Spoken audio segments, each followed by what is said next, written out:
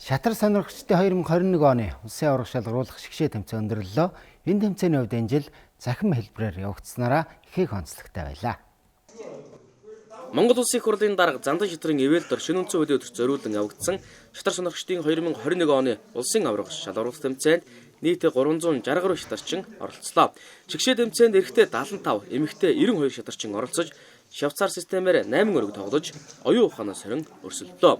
Эрэгтэй шатарчдын хувьд хагас шигшээ тэмцээн өмнө нь зохиогдсноороо онцлогтой байлаа.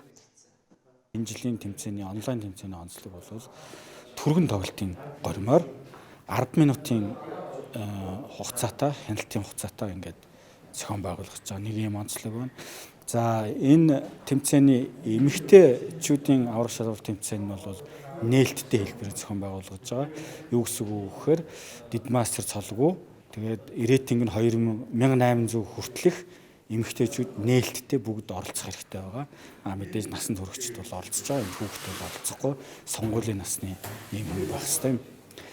За эрэгтэйчүүдийн хувьд бол рейтинг нь 2000 хүртэл шатар сонирхогч бас одоо дидмастер, мастер цолгүй ийм шатарчд орох юм ёстой. Монголын шатрын холбооноос гэртээ шатар тоглоё гэдэг аян өрнүүлээд энэ хүрээндээ бас нэлээд олон шатарчид маань онлайнаар тоглож сурж байна.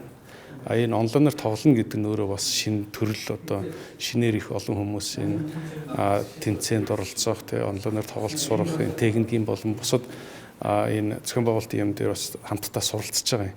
Тэгэхээр энэ удаа анх удаага улсын аварга шалгаруулах тэмцээнэ сонирхчдын онлайнаар зохион байгуулж байгаараа их онцлогтой ач холбогдолтой болж байгаа.